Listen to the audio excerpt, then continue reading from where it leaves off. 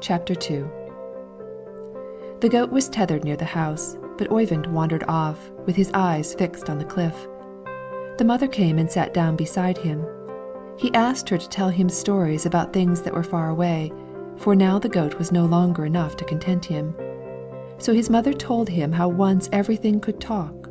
The mountain talked to the brook, and the brook to the river, and the river to the sea, and the sea to the sky. He asked if the sky did not talk to anyone, and was told that it talked to the clouds, and the clouds to the trees, and the trees to the grass, and the grass to the flies, and the flies to the beasts, and the beasts to the children, but the children to grown people. And thus it continued until it had gone round in a circle, and neither knew where it had begun.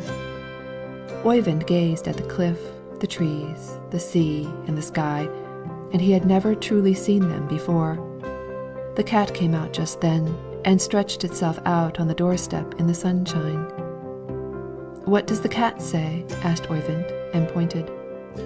The mother sang, "Evening sunshine softly is dying, on the doorstep lazy puss is lying. 2 small mice, cream so thick and nice, 4 small bits of fish I stole from a dish.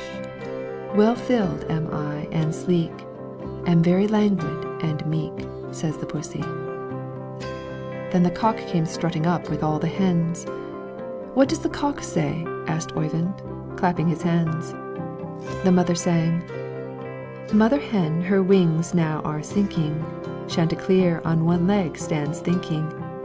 High, indeed, you grey goose can speed, never, surely though, she clever as a cock can be. Seek your shelter, hens, I pray, gone is the sun to his rest for today," says the rooster. 2 small birds sat singing on the gable. "What are the birds saying?" asked Oyvind, and laughed. "Dear Lord, how pleasant is life, for those who have neither toil nor strife, say the birds," was the answer. Thus he learned what all were saying, even to the ant crawling in the moss and the worm working in the bark. The same summer his mother undertook to teach him to read. He had had books for a long time, and wondered how it would be when they, too, should begin to talk. Now the letters were transformed into beasts and birds and all living creatures, and soon they began to move about together, 2 and 2. A stood resting beneath a tree called B. C came and joined it. But when 3 or 4 were grouped together, they seemed to get angry with one another, and nothing would then go right. The farther he advanced, the more completely he found himself forgetting what the letters were. He longest remembered A, which he liked best. It was a little black lamb, and was on friendly terms with all the rest. But soon A, too, was forgotten.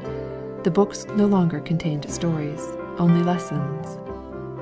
Then one day his mother came in, and said to him, "Tomorrow school begins again, and you are going up with me to the guard." Oyvind had heard that school was a place where many boys played together, and he had nothing against that. He was greatly pleased. He had often been to the guard, but not when there was school there, and he walked faster than his mother up the hillside, so eager was he. When they came to the house of the old people, who lived on their annuity, a loud buzzing, like that from the mill at home, met them, and he asked his mother what it was. "It is the children reading," answered she, and he was delighted, for thus it was that he had read before he learned the letters. On entering he saw so many children round a table that there could not be more at church. Others sat on their dinner pails along the wall. Some stood in little knots about an arithmetic table. The schoolmaster, an old grey-haired man, sat on a stool by the hearth, filling his pipe. They all looked up when Oyvind and his mother came in, and the clatter ceased as if the mill-stream had been turned off. Every eye was fixed on the newcomers. The mother saluted the schoolmaster, who returned her greeting. "I have come here to bring a little boy who wants to learn to read," said the mother. "What is the fellow's name?" asked the schoolmaster, fumbling down in his leathern pouch after tobacco. "Oyvind," replied the mother. "He knows his letters, and he can spell." "You do not say so?" exclaimed the schoolmaster. "Come here, you whitehead." Oyvind walked up to him. The schoolmaster took him up on his knee and removed his cap. "What a nice little boy," he said, stroking the child's hair. Oyvind looked up into his eyes and laughed. "Are you laughing at me?" The old man knit his brow as he spoke. "Yes, I am," replied Oyvind, with a merry peal of laughter. Then the schoolmaster laughed, too. The mother laughed. The children knew now that they had permission to laugh, and so they all laughed together. With this, Oyvind was initiated into school. When he was to take his seat, all the scholars wished to make room for him. He, on his part, looked about for a long time, while the other children whispered and pointed. He turned in every direction, his cap in his hand, his book under his arm. "Well, what now?" asked the schoolmaster, who was again busied with his pipe. Just as the boy was turning toward the schoolmaster, he espied, near the hearthstone close beside him, sitting on a little red-painted box, Marit with the many names. She had hidden her face behind both hands and sat peeping out at him. "I will sit here," cried Oyvind, promptly, and seizing a lunch-box, he seated himself at her side. Now she raised the arm nearest a little and peered at him from under her elbow. Forthwith he, too, covered his face with both hands and looked at her from under his elbow. Thus they sat cutting up capers until she laughed, and then he laughed also. The other little folks noticed this, and they joined in the laughter. Suddenly a voice which was frightfully strong, but which grew milder as it spoke, interposed with, "Silence! Troll children! Wretches! Chatterboxes! Hush! And be good to me, sugar pigs!" It was the schoolmaster, who had a habit of flaring up, but became good-natured again before he was through.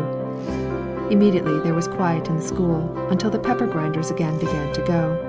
They read aloud, each from his book, the most delicate trebles piping up, the rougher voices drumming louder and louder in order to gain the ascendancy, and here and there one chimed in, louder than the others. In all his life Oyvind had never had such fun. "Is it always so here?" he whispered to Marit. "Yes, always," said she. Later they had to go forward to the old schoolmaster and read. A little boy was afterwards appointed to teach them to read, and then they were allowed to go and sit quietly down again. "I have a goat now myself," said Marit. "Have you?" "Yes, but it is not as pretty as yours." "Why do you never come up to the cliff again?" "Grandfather's afraid I might fall over." "Why, it is not so very high." "Grandfather will not let me, nevertheless." "Mother knows a great many songs," said Oyvind. "Grandfather does too, I can tell you." "Yes, but he does not know Mother's songs." "Grandfather knows one about a dance. Do you want to hear it?" "Yes, very much." "Well, then, come nearer this way, that the schoolmaster may not see us."